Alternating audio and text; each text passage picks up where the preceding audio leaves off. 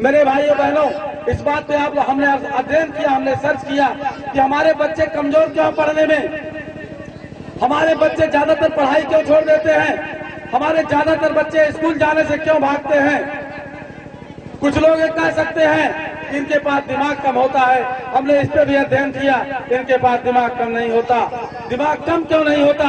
इसलिए इनके पास दिमाग कम नहीं होता कि हमारे बच्चों को हमारी माएँ 5-5 साल 6-6 साल दूध पिलाती हैं। और इसको डॉक्टर भी बताते हैं, हर कोई इस बात को बताता है कि जो माताएं अपने बच्चे को दूध पिलाती हैं 5-6 साल, वो बच्चा सबसे ज्यादा रोग प्रतिरोधक क्षमता होती है, वो सबसे ज्यादा काबिल बच्चे होते हैं, वो सबसे ज्यादा रोगों से लड़ने वाले बच्चे होते हैं। इसलिए हमारे बच्चे किसी भी दृष्टि से कमजोर नहीं है। बस गलती कहाँ होती है, उसी गलती को क्यों हमारे बच्चे पढ़ाई छोड़ देते हैं, वही चीजें मैं आप लोगों के बीच बताने आया हूँ कि आज ये पहली बार इस तरह से शिक्षा के बारे में कोई आपको बताने आया है।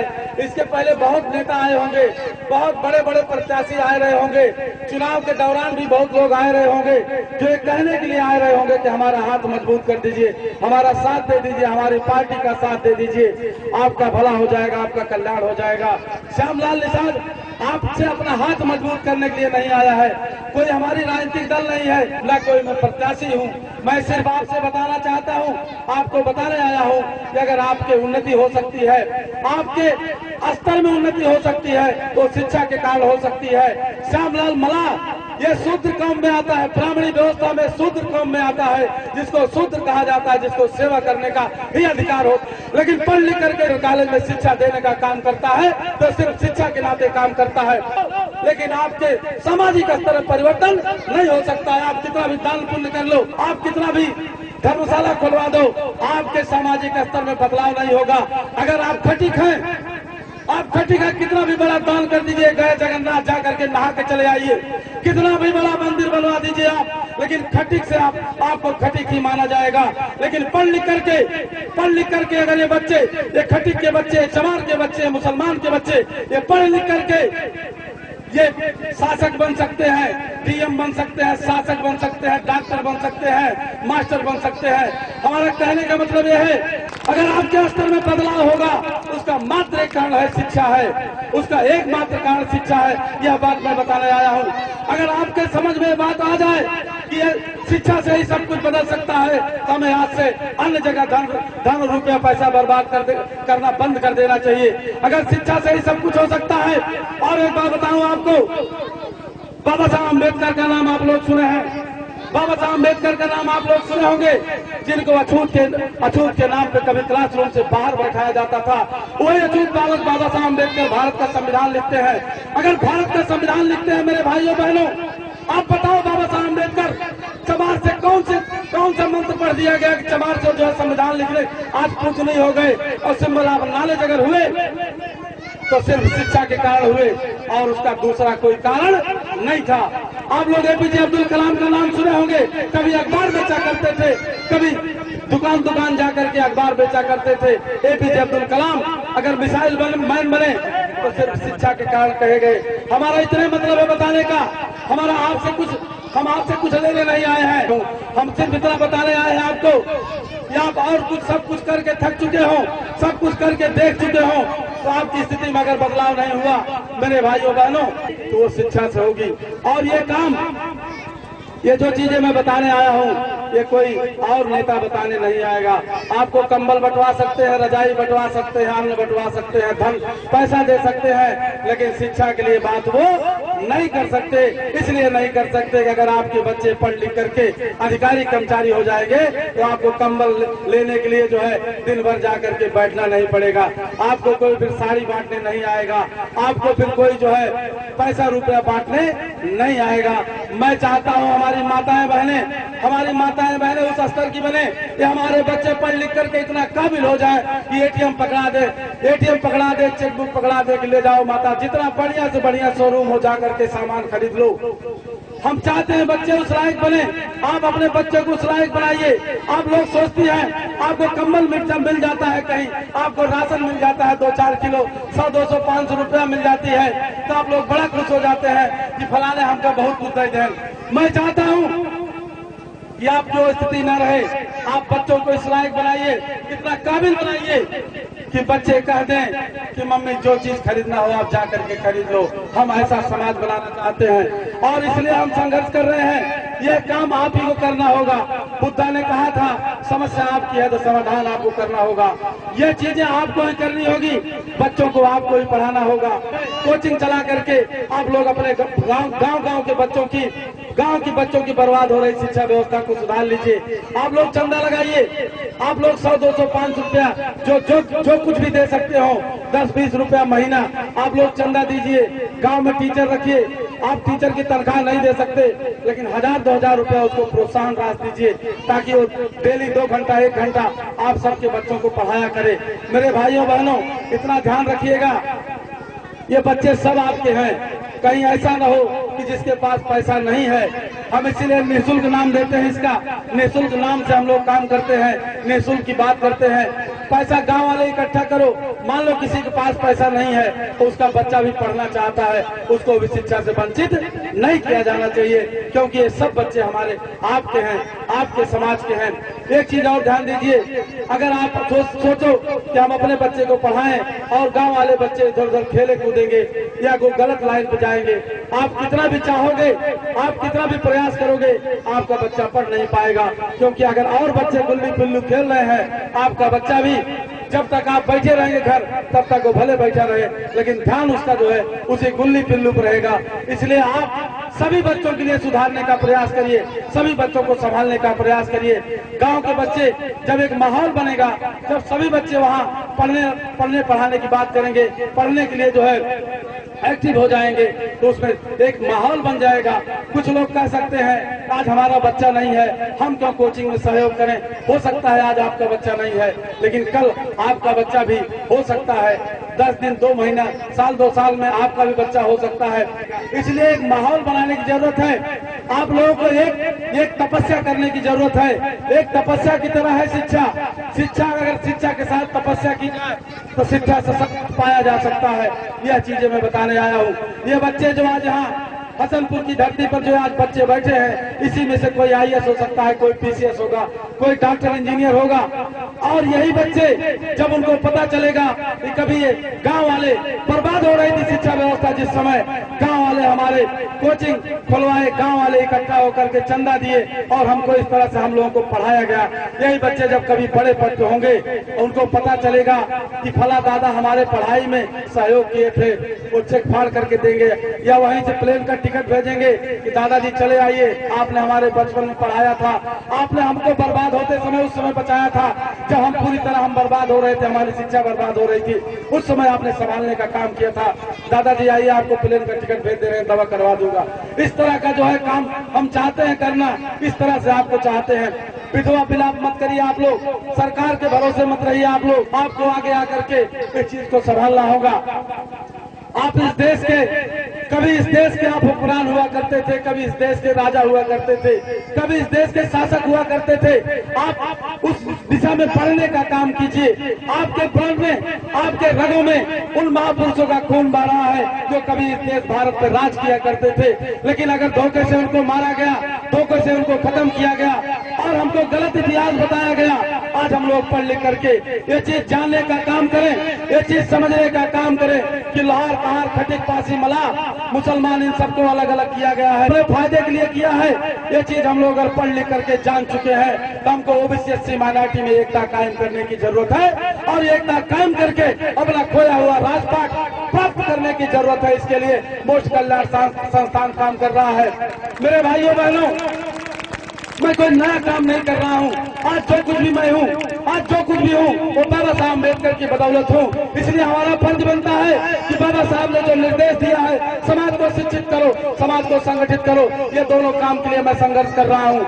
मेरे भाइयों बहनों, मैं यही निवेदन करूंगा आपसे, मैं यही अपील करूंगा आपके सामने, बाबा साहब ने जो निर्देश दिया है उसके लिए काम करो। मेरे भाइयों, आप लोग भी ये सवाल करना है आज से सवाल करना कि बाबा साहब ने कहा है समाज को शिक्षित करो। समाज को शिक्षित करने के लिए कौन लोग कितना काम कर रहे हैं, आज मैं हसनपुर की धरती पर बता के जा रहा हूँ। जो लोग समाज को शिक्षित करने का काम करें, समाज को शिक्षा देने का काम करें, इसमें चंदा देने का काम करें, उन्हीं को बाबा साहब का मिशन का आगे बढ़ाने वाला रहेगा। ये चीजें मैं बता के जा रहा हूँ। बाबा साहब ने कहा है संगठित करो, बाबा साहब ने कहा है संगठित करो। किसको संगठित करने को कहा है? जाति जाति को संगठित करने के लिए नहीं कहा है। बाबा साहब ने कहा संगठित करो, शिक्षित करो, संगठित करो के लिए संघर्ष करने का जो है निर्देश दिया। और भारत के संविधान में, भारत के संविधान के आर्टिकल 325 में सबको वोट देने का अधिकार, राजा बनाने का अधिकार दे करके, राजा बनाने का अधिकार दिया, वोट देने का अधिकार दिया आपको, और संसद की तरफ इशारा कर दिया उस पर कब्जा कर लेना। बाबा साहब ने वोट का अधिकार दिया, वोट का अधिकार देने के बाद संसद की तरफ इशारा कर दिया उस पर कब्जा कर लेना मेरे बच्चों। लेकिन 70 साल में आप कहां तक पहुंचे हैं? संसद के किस कोने तक पहुंचे आप अंदाजा लगाइए। और अगर नहीं पहुंचे हैं, इसकी समीक्षा होनी चाहिए। इसकी अगर हम कोई काम करते हैं उसमें सफल नहीं होते हैं, उसकी समीक्षा की जानी चाहिए कि 70 साल में हम कहां पहुंचे। हम उन सब साथियों से, आप सभी से मैं पूछना चाहता हूं, श्यामलाल निषाद आपसे सवाल करता है कि 70 साल में हम लोग कहां तक पहुंचे। बाबा साहब के निर्देश पर हम आज, आप जब सोचोगे, आप चिंतन करोगे, सिंहावलोकन करोगे, तो आपको पता चलेगा कि हम लोग अभी बताने की स्थिति में नहीं है कि हम कहां तक पहुंचे हैं। हम रास्ते में अभी संसद की तरफ जाने में कितनी दूर है, कितने पास है, इसको हम बताने की स्थिति में नहीं है आज की डेट में। नहीं कोई बता सकता हो तो बताए, क्यों नहीं है? क्यों नहीं है? श्यामलाल निषाद इसकी समीक्षा किया, इस पर अध्ययन किया। हम लोगों ने बाबा साहब के पहले निर्देश, समाज को शिक्षित करने के निर्देश को हम भूल गए। यही हमारी सबसे बड़ी गलती है। पत्रकार बंधुओं ने हमसे पूछा कि गुरुजी आपका क्या उद्देश्य है? हमने कहा हमारा दोहरा उद्देश्य है। हमारा दोहरा उद्देश्य है, एक तरफ हम ओबीसी एससी माइनॉरिटी के बच्चों को शिक्षित करना चाहते हैं, शिक्षा के प्रति प्रेरित करना चाहते हैं, शिक्षा के प्रति उनके अंदर लगाव और प्रेरणा पैदा करना चाहते हैं। और दूसरा उद्देश्य हमारा है ओबीसी एससी माइनॉरिटी को एक साथ मंच पे लाया जाए। साथियों, हमारे सभी महापुरुषों ने इस बात को कहा है कि जब तक सामाजिक क्रांति नहीं होगी, जब तक सामाजिक परिवर्तन नहीं होगा, जब तक सामाजिक एकता कायम नहीं होगी, तब तक राजनीतिक एकता कायम नहीं हो सकती। हमारे लोग क्या करते हैं, जब चुनाव आता है तो राजनीतिक एकता कायम करने चलते हैं, और चुनाव बीत जाने के बाद फिर लोहार अलग, चमार अलग, खटीक अलग, मलाह अलग, सबको अलग अलग कर देते हैं। मेरे भाइयों बहनों, हम उस पर काम कर रहे हैं। हमने 3 जनवरी 2018 से इसकी शुरुआत किया। ओबीसी एससी माइनॉरिटी को एक मंच पे लाने का काम किया। हमारे मोस्ट का, ये जो मोस्ट कल्याण संस्थान, मोस्ट शब्द आप देख रहे हैं, इस मोस्ट का अर्थ जान लीजिए। M for minority, O for OBC, S for SC, T for tribe, मतलब घुमंतु जातियां, आदिवासी।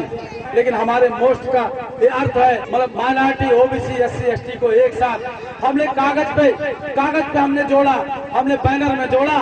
बैनर में हमने जोड़ने के बाद जमीन पर जोड़ने के लिए हम लोग निकल पड़े हैं। और इस काम को हम लोग 3 साल से करते हुए चले आ रहे हैं। और आपको ताजुब होगा, आपको जानकर ताजुब होगा कि पहली कोचिंग हमारी 2 साल पहले निःशुल्क मोस्ट कोचिंग सेंटर बभनी के बाद 2 साल पहले खुल गई थी। कि सरकार के भरोसे अब बिल्कुल रहने लायक नहीं है। हमको गांव-गांव शिक्षा व्यवस्था सुधार लेनी चाहिए।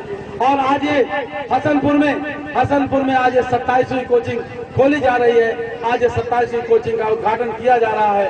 और आप लोग हमें चाहते हैं कि आप लोग इस बात की मुहिम चलाइए।